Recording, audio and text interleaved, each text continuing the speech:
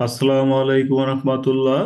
Golden commerce কেয়ারের ধারাবাহিক প্রক্রিয়ায় আজকে আমাদের আলোচনার বিষয় শিক্ষক নিবন্ধন প্রভাষক হিসাব বিজ্ঞান বিষয়ের একটি গুরুত্বপূর্ণ অধ্যায় ওভারহেড বা উপরিব্যয়।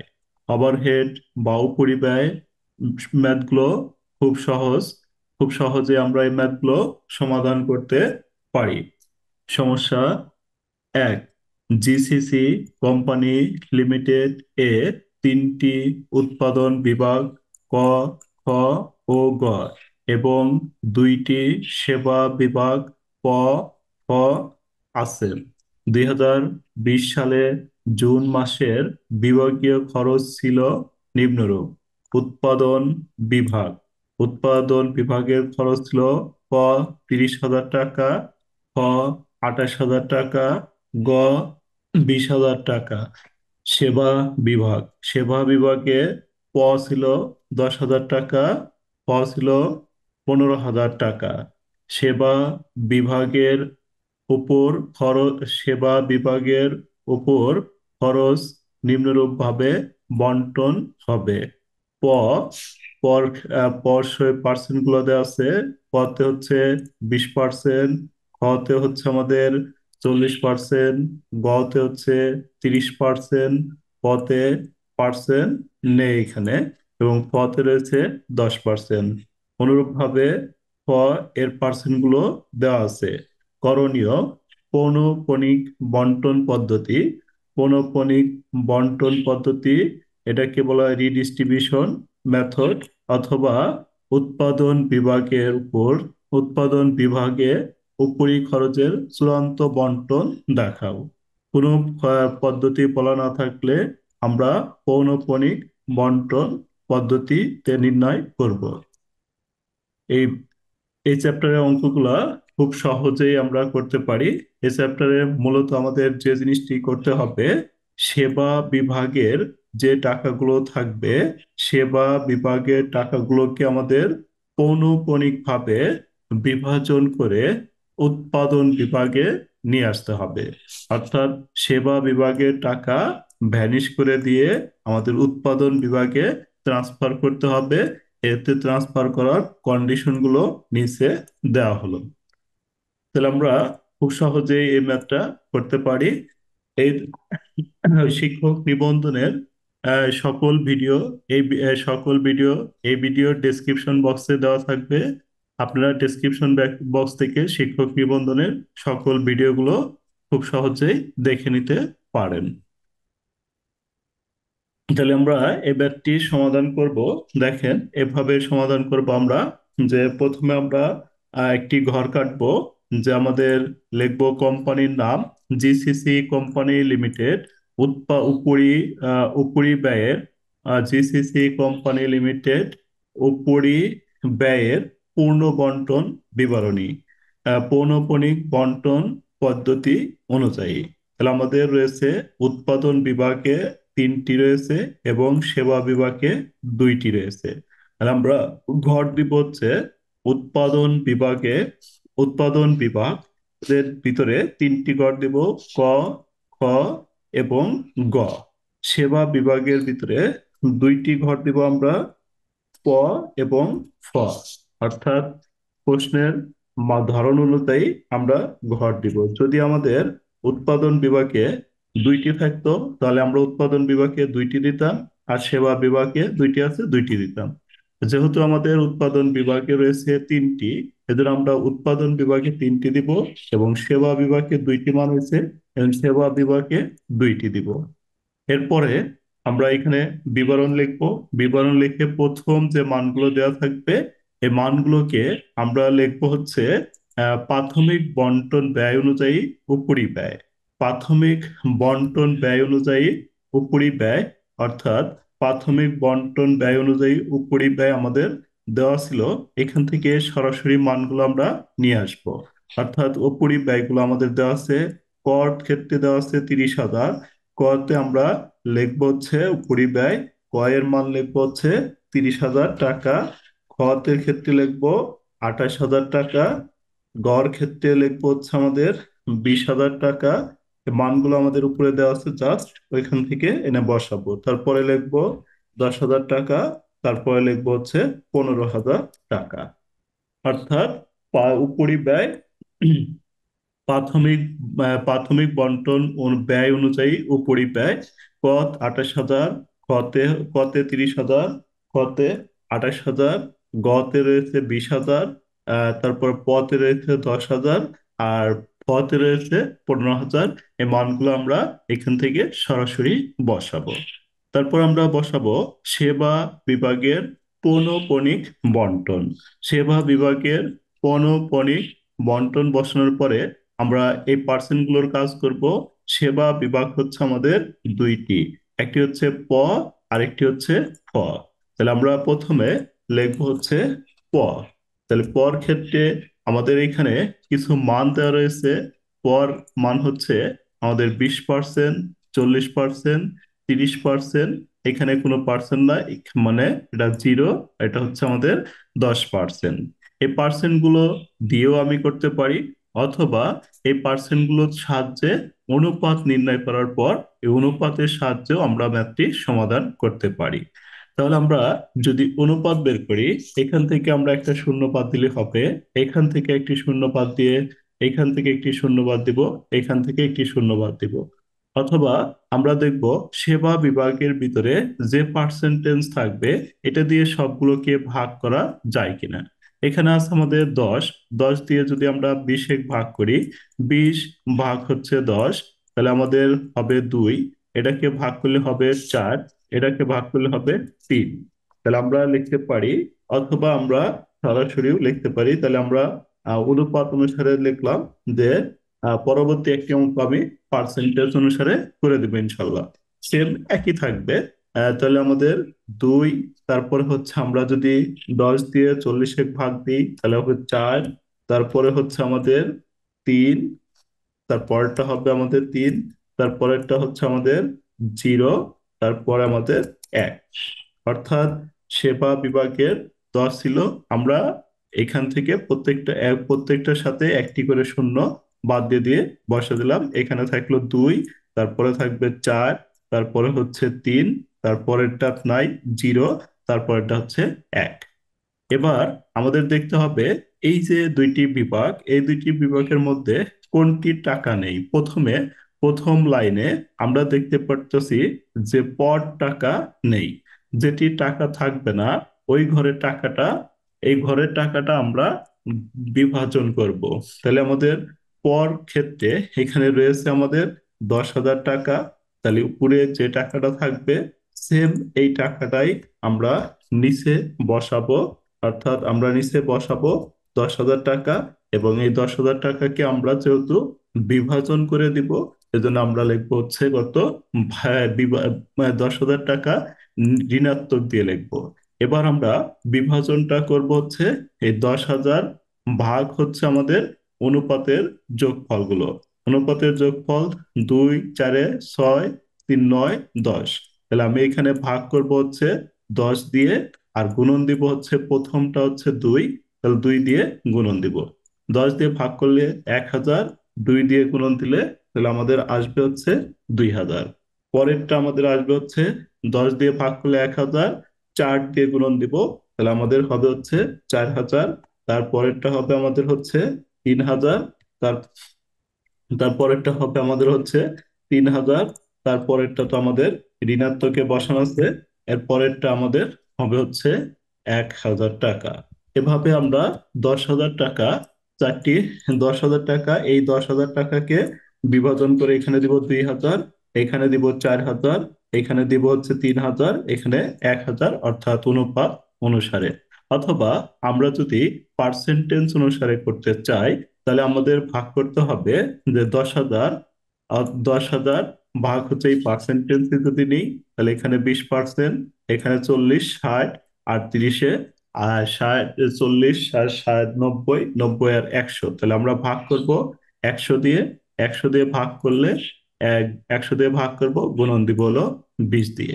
তাহলে আমাদের এই শূন্য শূন্য বাদ দিলে আমাদের থাকবে হচ্ছে 100। 100-কে 20 দিয়ে গুণন দিলে এই 2,000। 100-কে আমরা যদি কত দিয়ে 40 দিয়ে গুণন দিই তাহলে হবে 4,000, 100-কে 30 দিয়ে গুণন দিলে 3,000, 100-কে 10 দিয়ে গুণন দিলে 10,000। তখন আমরা এখানে সরাসরি এভাবে লিখবো যে 20%, 40%, তারপরে হচ্ছে 30%, তারপরে হচ্ছে 0, তারপরে হচ্ছে আমাদের 10%, এভাবে লিখবো। আমরা দুই ভাবের যে কোনো ভাবে করলে ফলাফল আমাদের একই আসবে। এরপরে আমাদের সেবা বিভাগের আরেকটি মান রয়েছে ফ। তাহলে আমরা এবার লিখবো হচ্ছে ফ। তাহলে ফর ক্ষেত্রেও আমরা সেম অনুপাতগুলা যদি বের করি, ফর এই 20 দিয়ে সবগুলোকেই ভাগ করা যাবে। তাহলে 20 ভাগ হচ্ছে 20, তাহলে এখানে আসবে হচ্ছে আমাদের 1। 20 ভাগ হচ্ছে এই 20, তাহলে এটাও আসবে 1, এটাও আসবে আমাদের 1। 40 ভাগ হচ্ছে 20, তাহলে এটা আসবে হচ্ছে আমাদের 2। তাহলে আমরা লিখতে পারি, প্রথমটা হচ্ছে, আমরা লিখতে পারি প্রথমটি হচ্ছে 2 ইস্টু 1, 2 ইস্টু 1 তারপরেরটা লিখবো আমরা 1। আর তারপরেরটা লিখবো হচ্ছে আমাদের আহ তাহলে আমরা প্রথমে লিখবো 2, তারপরে লিখবো 3টি 1, 3টিতে আমাদের 1 রয়েছে, তারপরে হচ্ছে আমাদের 0 0 লিখবো। অর্থাৎ আমাদের অনুপাতটা আমরা বের করে নিলাম। তাহলে অনুপাত এখানে 20 দিয়ে এটাকে ভাগ করলে হচ্ছে 2, তাহলে এই দুইটা লিখলাম। 20 দিয়ে 20 ভাগ করলে হবে 1, একটা লিখলাম। 20 দিয়ে 20 ভাগ করলে হবে 1, একটা বসাবো। 20 দিয়ে 20 ভাগ করলে হবে 1, এই একটা বসাবো। আর এখানে তো আমাদের অনুপাত নাই, এজন্য 0 বসাবো। এবার আমাদের ফর গড়ের টাকাটা লিখতে হবে।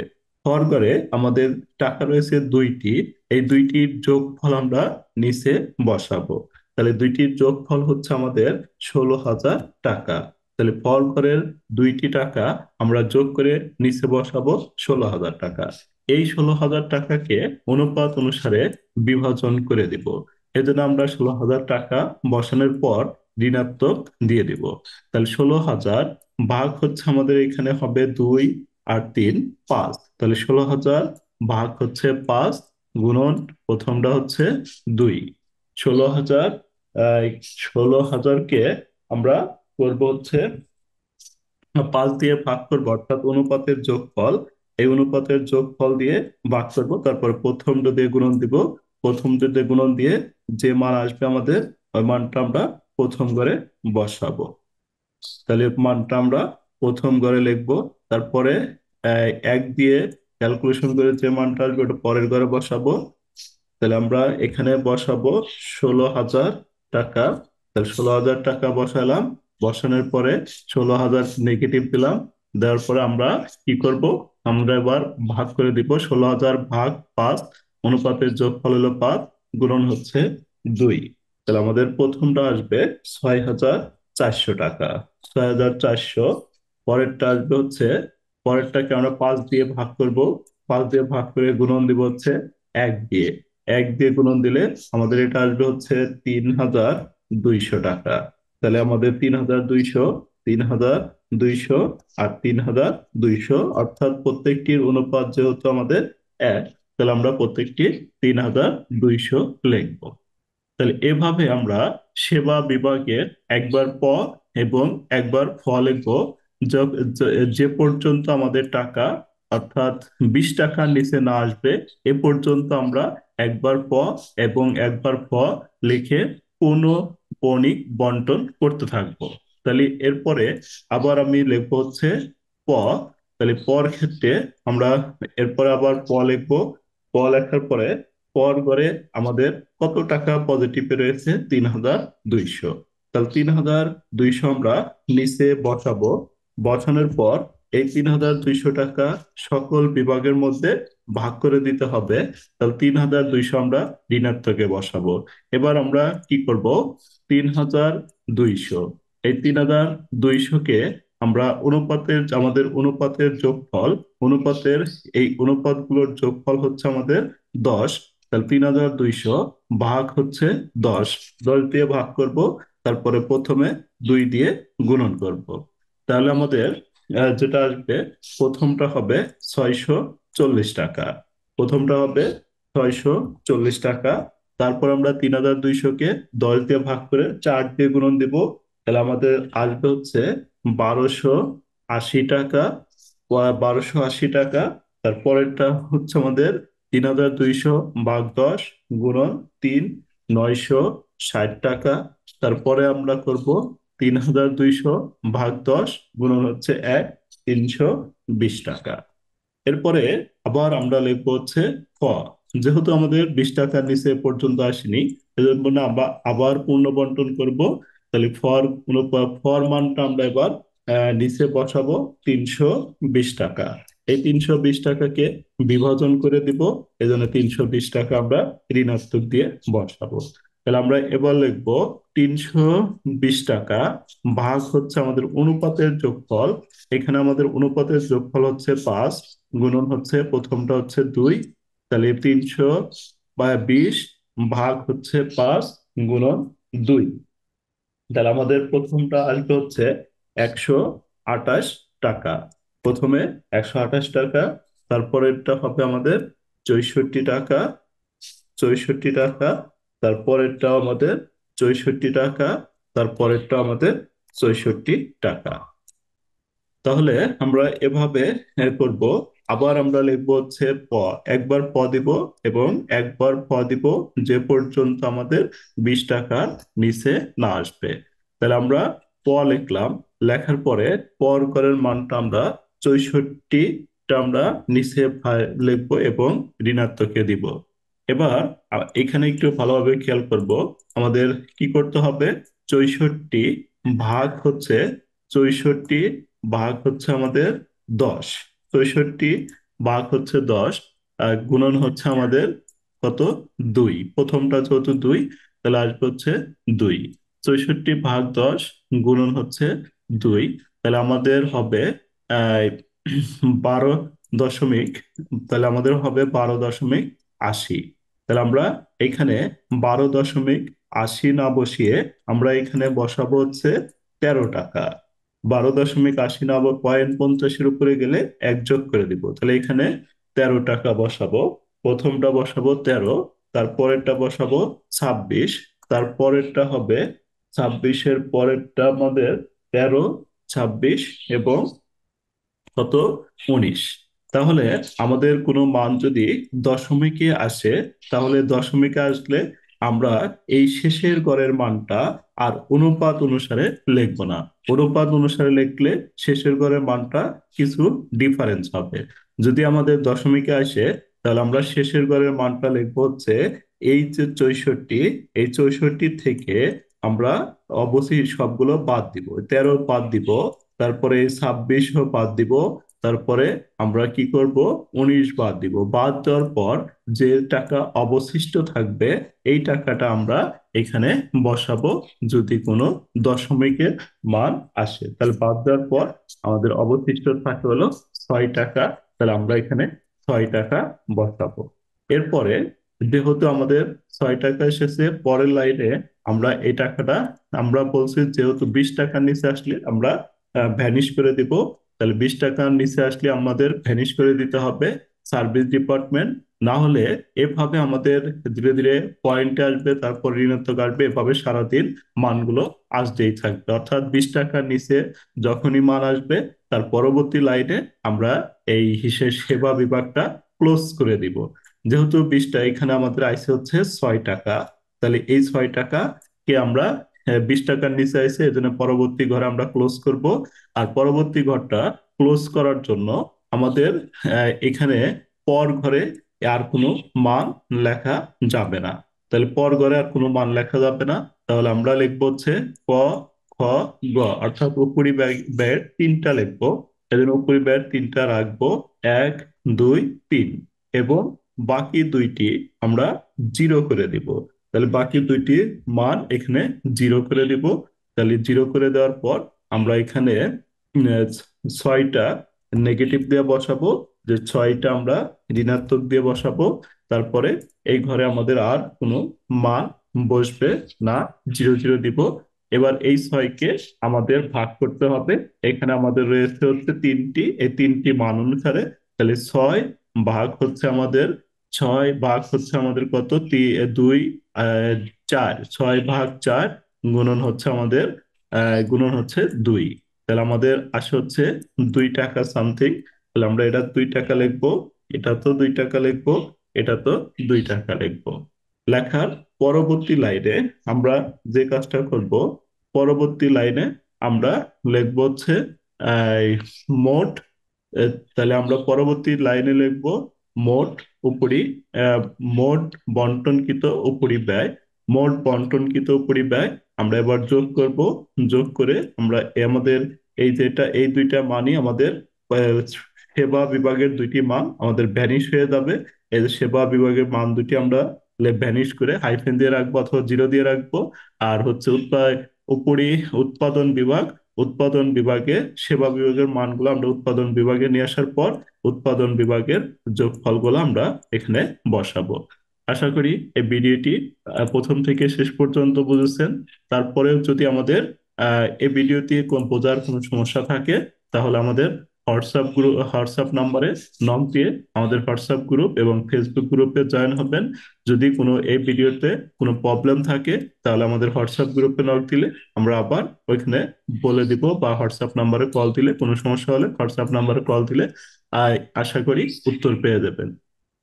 এই ভিডিওটি দ্বারা আপনাদের যদি কোনো উপকারে এসে থাকে, তাহলে অবশ্যই আমাদের চ্যানেলটি সাবস্ক্রাইব, লাইক, কমেন্ট এবং শেয়ার করে রাখুন, যাতে পরবর্তী ভিডিও আপলোড করার সাথে সাথে আপনার কাছে নোটিফিকেশন পৌঁছে যায়।